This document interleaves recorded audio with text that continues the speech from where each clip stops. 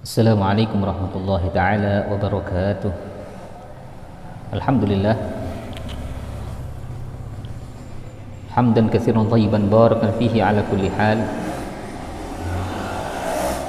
Asyhadu an la ilaha illallah wahdahu la syarika lah wa asyhadu anna sayyidana Muhammadan abduhu wa rasuluh. Allahumma shalli wa sallim wa barik wa 'azzim ala sayyidina wa habibina wa syafi'ina wa qurrati a'yunina Muhammadin wa ala alihi wa sahbihi wa man walah. Rabbi shrah li sadri wa yassir amri wahlul 'uqdatam min lisani yafqahu qawli wa saddid lisani wahdi qalbi bihaqqi sayyidina Muhammad sallallahu alaihi wasallam wa sahbihi wal ali. Amma ba'd. Alhamdulillah, puji syukur yang terhingga kepada Allah Subhanahu wa taala yang masih memberikan kepada kita nikmat kita saling mengingatkan, nikmat kita saling belajar, nikmat kita menuju bersama-sama menuju kehadiran Allah Subhanahu wa taala. Moga-moga nikmat ini Allah langgengkan kepada kita,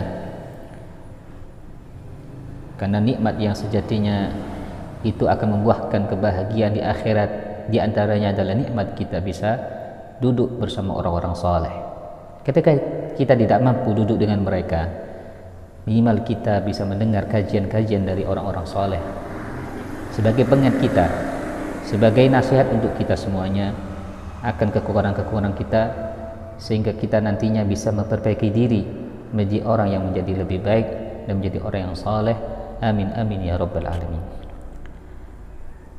Oleh karena itu, marilah kita memulai kajian ini dengan kita berniat seperti yang diniatkan oleh para salafun salih, seperti yang diniatkan oleh Imam Al-Qutbah Abdullah bin Alawi Al-Haddad rahimahullahu rahmatul abrar. Bismillahirrahmanirrahim. Nawaitu ta'alluma wa ta'lima wa tadhakkura wa tadhkira wa naf'a wal intifa'a wal ifadata wal istifadah wal hatha ala tamassuki bi kitabillah wa sunnati rasulih wad du'a ilal huda wad dalalata 'alal khair ibtigha'a wajhillah wa mardatihi wa qurbihi wa thawabih. Qala al-mu'allif as-sayyid Abu Muhammad bin Ali al-Maliki rahimahullah rahmatal abrar wa nafa'ana bihi bi 'ulumi fid dharain amin. Di pada pembahasan yang sebelumnya kita masih membahas seputar tentang tawassul, karena tawassul ini sangat luas sekali pembahasannya, dan ini sangat penting untuk kita bahas secara terperinci supaya hilang keraguan kita, supaya tidak ada hal-hal yang menyebabkan kita menuduh orang lain itu telah sesat atau sampai pada kategori keluar dari Islam. Wa'iyahzubillah min dzalik, yang itu banyak terjadi di akhir zaman ini, di mana banyak sekali kita temukan orang-orang yang banyak menuduh saudaranya pada kesesatan, banyak menuduh saudaranya dalam kekafiran. Kalau kita tilik dan kita telah kembali, apa yang mereka tuduhkan kepada mereka itu ternyata didasarkan atas satu hal, yaitu adamul ilm, kurangnya ilmu, kurangnya memahami akan hakikat ilmu itu. Maka ketika seseorang itu belum kapasitasnya untuk berbicara, untuk menilai, maka sangat dianjurkan, bahkan sebagai perintah dari para ulama, untuk kita diam dan kita pasrahkan kepada orang yang lebih tahu. Karena ketika kita menuduh seseorang itu dengan kesesatan, apalagi sampai kepada batasan keluar dari Islam, maka itu sangat fatal dan itu bisa kembali kepada diri kita sendiri. Waliyadzubillah min dzalik. Oleh karena itu, pada saat ini, pada kesempatan ini, kita akan membahas tentang tawassul kepada Rasulullah SAW menurut pandangan Imam Ahmad bin Hanbal dan menurut pandangan Ibnu Taimiyah secara spesifik. Kemarin sudah dibahas menurut pandangan Syekh Ibnu Taimiyah, tapi mungkin secara global. Maka ini akan dikupas secara detail lagi, secara khusus, bahkan ditambah lagi menurut pandangan seorang imam besar, murid dari Imam Asy-Syafi'i yang bernama Imam Ahmad bin Hanbal. Imam Ahmad bin Hanbal adalah seorang murid dari Imam Asy-Syafi'i, dan kebanyakan kalau kita telaah lagi dari pendapat-pendapat dari Imam Ahmad bin Hanbal, sebenarnya tidak akan jauh dari gurunya. Kalau ada perbedaan, maka ada perbedaan yang sedikit sekali, rata-rata hampir sama. Sehingga keyakinan akidah dari Imam Ahmad bin Hanbal juga sama dengan Al-Imam Asy-Syafi'i. Maka di sini pandangan Imam Ahmad bin Hanbal dan Syekh Ibnu Taimiyah akan tawassul kepada Rasulullah ini dikemukakan bahwasanya ala anna Syekh Ibnu Taimiyah fi ba'dil mawadhi' min kutubihi athbata jawaz tawassul bin Nabi sallallahu alaihi wasallam. Dalam berbagai tempat karangan-karangan Syekh Ibnu Taimiyah, di situ banyak sekali Syekh Ibnu Taimiyah menetapkan, mengkokohkan kebolehan bertawasul dengan Rasulullah sallallahu alaihi wasallam. Duna tafriqin, tanpa di situ sama sekali ada pembedaan, tanpa membeda-bedakan, tanpa memperinci apakah itu di masa hidupnya Rasulullah ataupun setelah meninggal Rasulullah. Artinya apa? Beliau membolehkan secara mutlak, baik Rasulullah masih hidup ataupun ketika Rasulullah sudah meninggal dunia. Wa hudurihi wa ghiyabihi, dan bolehnya bertawasul dengan Rasulullah di saat Rasulullah itu ada, hadir di saat itu di antara pelakunya, wa ghiyabihi, ataupun ketika Rasulullah tidak di antara mereka yang melakukan tawasul tersebut. Wa nukila 'anil Imam Ahmad bin Hanbal wal Izz bin Salam jawazu dzalika fil Fatawul Kubra. Bahkan secara nyata lagi telah dinukil dari Imam Ahmad bin Hanbal dan Izzuddin ibni Abdissalam, seorang ulama besar, jawazu dzalika fil Fawatul Kubra. Itu telah disebutkan mengenai tawasul yang sudah seperti yang diterangkan oleh Syekh Ibnu Taimiyah tadi, itu semuanya boleh, kata Imam Ahmad bin Hanbal dan bahkan Izzuddin bin Abdussalam di dalam kitabnya Al-Fatawul Kubra. Qala Syekh Ibnu Taimiyah mengatakan, wa kadzalika mimma yushra'u tawassul bihi sallallahu alaihi wasallam fi du'a. Begitu juga termasuk yang disyariatkan. Kalau ada kata-kata disyariatkan berarti memang ini diajarkan, bukan mengada-ngada atau bukan dibuat-buat. Jadi kata-kata disyariatkan berarti sudah ada yang mempraktekkan, sudah hal itu memang diperintahkan atau bahkan dicontohkan dan dilegalkan. Apa yang dilegalkan? At-tawassul bihi sallallahu alaihi wasallam, bertawasul dengan Rasulullah sallallahu alaihi wasallam fid du'ai, ketika dalam berdoa. Ketika seseorang berdoa, maka di situ disyariatkan, dianjurkan, bahkan ada yang memerintahkan untuk dalam kita berdoa kita ada bahasa di situ dengan bahasa tawassul kepada Allah. Dan itu dibuktikan dalam hadis yang diriwayatkan Imam Tirmidzi, dan ini hadisnya hadis sahih. Anna Nabiy sallallahu alaihi wasallam 'allama syakhsan. Dalam hadis tersebut Rasulullah SAW telah mengajari seseorang an yagula, untuk berdoa. Jadi Rasulullah satu saat mengajari seorang sahabat untuk membaca doa, mengajari doa. Apa doanya? Allahumma inni as'aluka wa atawassalu ilaika biyabika Muhammad SAW. Ya Allah, aku meminta kepadamu dan aku bertawassul kepadamu ya Allah, binabiyika, dengan nabimu. Ini kalimat yang harus digarisbawahi. Saya bertawassul kepadamu binabiyika, dengan nabimu Muhammad sallallahu alaihi wasallam, nabi rahmah, yang beliau adalah nabi, sang pembawa rahmah. Ya Muhammad, wahai Nabi Muhammad, ya Rasulullah, inni atawassalu bika ila rabbi, sesungguhnya aku bertawassul denganmu ila rabbi, menuju Tuhanku, fi hajati, di dalam hajatku ini, liyaqdiha, supaya dikabulkan oleh Allah, supaya diberi ijabah oleh Allah. Allahumma fasyafi'hu fiyya, ya Allah berilah izin Nabi Muhammad untuk memberikan pertolongan kepadaku. Maka ini kalimat, ini doa ketika Rasulullah mengajarkan kepada sahabat itu, tidak ada di situ peringatan kepada sahabat itu, jangan kau baca ketika aku tidak ada, jangan kau baca ketika sudah meninggal. Gak ada kata-kata itu. Berarti ini menunjukkan doa ini boleh dipakai, dipanjatkan kapanpun dan dimanapun.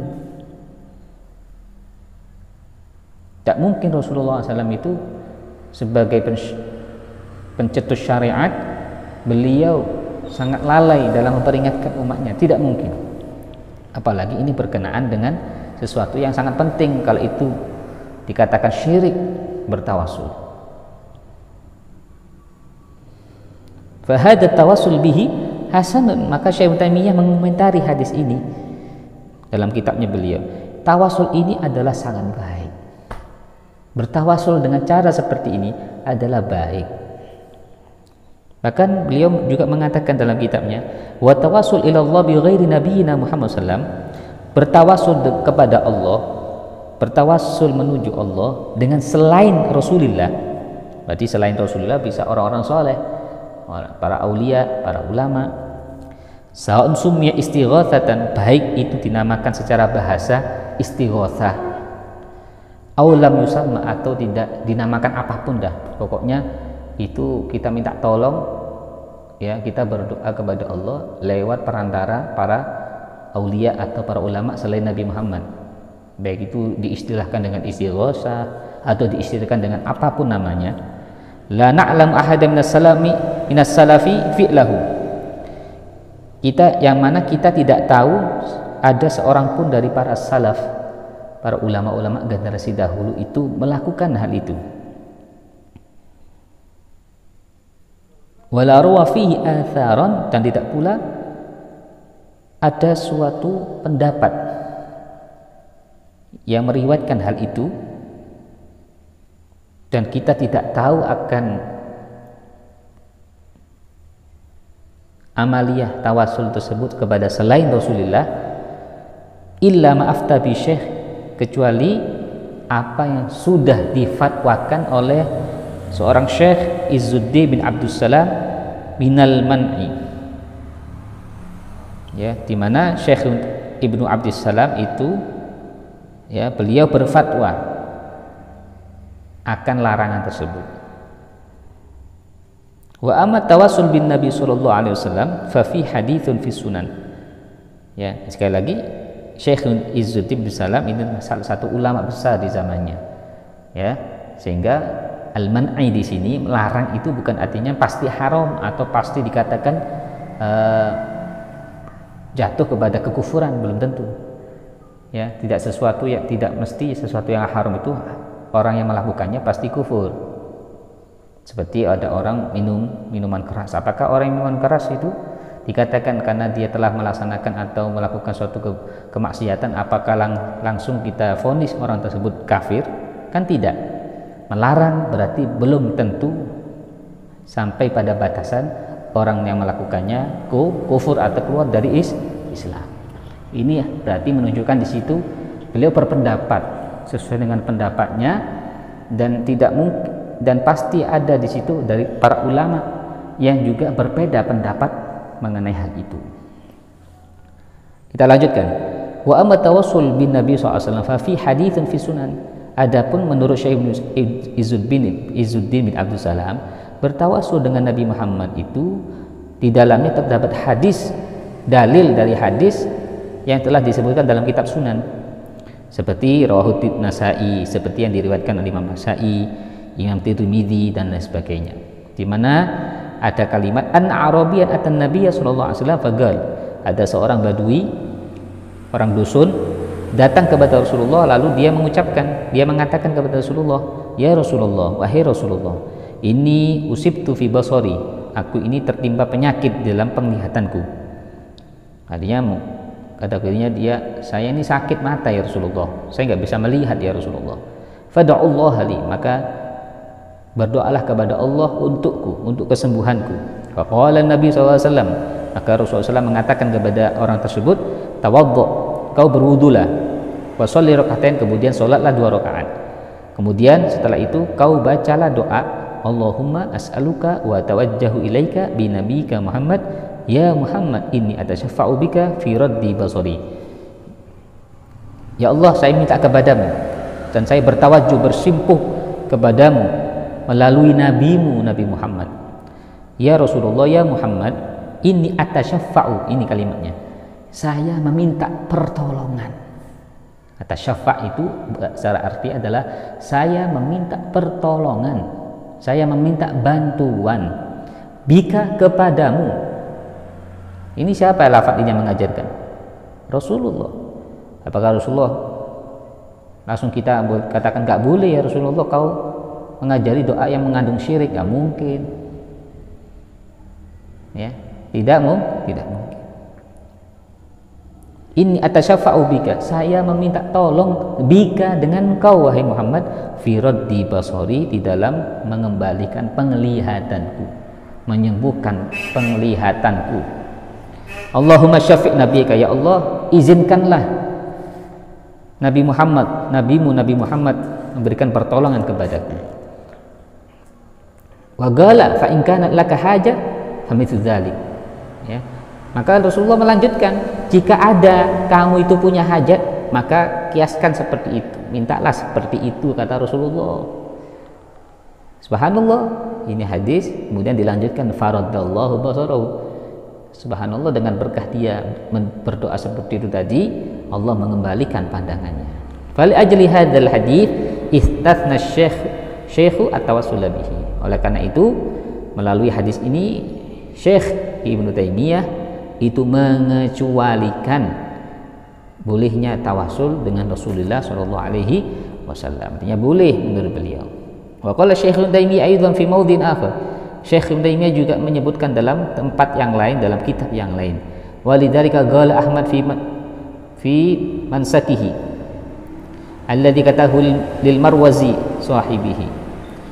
Oleh karena itu Imam Ahmad bin Hanbal beliau mengucapkan atau mengatakan dalam kitabnya yang beliau tulis kepada seorang sahabatnya yang bernama Syekh Marwazi.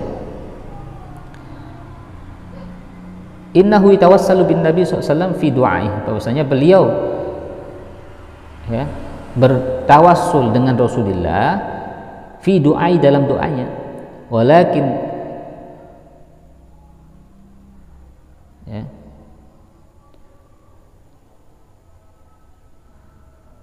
ghairu Ahmad gal, selain Imam Ahmad beliau mengatakan, ya, inna hadza iksamun 'ala Allah bihi wa la yuksimu 'ala Allah bi makhluqin. Wa Ahmad fi ihdar riwayatin qad jawaza al-qasam bihi wa lidzalika jawaza tawassul bihi. Ya. Inna hadza iksamun 'ala Allah. Ini menurut selain Imam Ahmad, ini adalah bentuk sumpah atas nama Allah dengan Nabi Muhammad. Ya, dan tidak boleh seseorang itu bersumpah atas Allah melalui makhluk. Namun wa Ahmadu fi ihdar riwayatain, dan Imam Ahmad dalam salah satu pendapat beliau itu beliau menyebutkan qad jawazal qasama bihi, boleh ya bersumpah dengan Nabi Muhammad. Jadi boleh menurut Imam Hanbal dalam satu riwayatnya beliau, dan ini boleh dipakai dan diamalkan karena sama-sama kuat.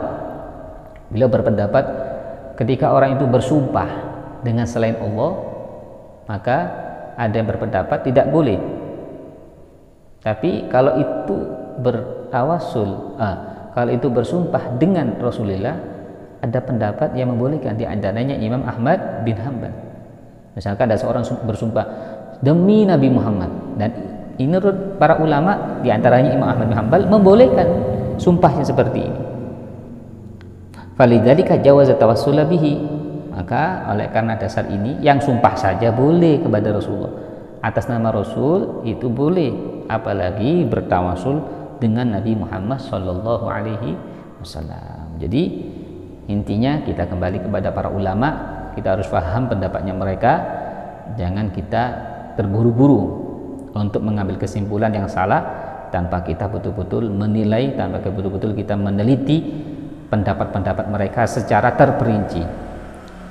Kadang banyak salah kaprah, ya, hanya mencomot dari satu pendapat, dari pendapat yang itu belum sempurna memahaminya, sehingga langsung mengambil dalih, mengambil pendapat bahwasanya imam ini melarang, padahal ada kata-kata yang setelahnya yang harusnya dipahami, kalimatnya pun juga harus dipahami. Oleh karena itu perlunya kita memahami, ya, betul-betul ilmu yang kita pelajari, khususnya kalau kita belajar agama, ya harus betul-betul paham ilmu-ilmu yang berkenaan dengan apa yang kita pelajari, dari ilmu bahasa Arabnya, ilmu tata bahasanya, supaya dalam memahaminya tidak salah. Kalau kita hanya bermodalkan at-tarjamah, terjemahan dan sebagainya, ini sangat-sangat minim sekali, hampir tidak bisa dikatakan seseorang dengan modal seperti itu, dengan modal terjemah, buku-buku terjemah, bisa memahami secara utuh apa yang ada di dalam kitab-kitab para ulama.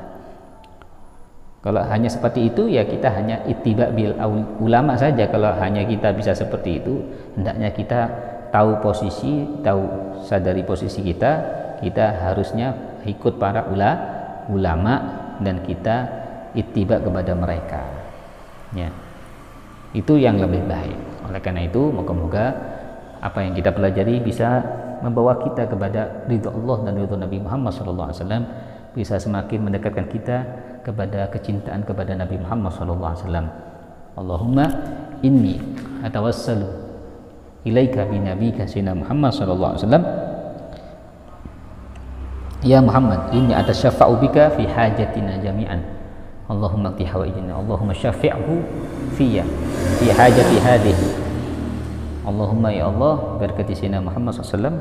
Allahumma urzuqna ridha, Allahumma zuqna as-sihha wal afiyah, Allahumma zuqna tamamal afiyah, Allahumma zuqna tul al-umr fi ta'atillah, Allahumma zuqna al-arzaq al-hisiyah wa nawiyah. Ya haqi sayyidi khairil bariyah sayyidina Muhammad sallallahu alaihi wasallam ala hadiniyah wa ila hadrat Nabi Muhammad sallallahu alaihi wasallam Al-Fatihah. Allahumma hdina fi man hadayt wa afina fi man afayt wa tawallana fi man tawallayt. Barik lana fi ma atayt wa qina syarra ma qadayt fa innaka taqdi wa la yuqda 'alayka fa innahu la yadhillu man walayt wa la yu'izzu man 'adayt. Tabarakta rabbana wa ta'ala alhamdulillah maghfir astaghfiruka wa atubu ilaik Muhammadin nabiyil ummi wa ala alihi alhamdulillahirabbil alamin. Itu saja mungkin bisa saya sampaikan, kurang lebihnya saya minta maaf. Wassalamualaikum warahmatullahi wabarakatuh.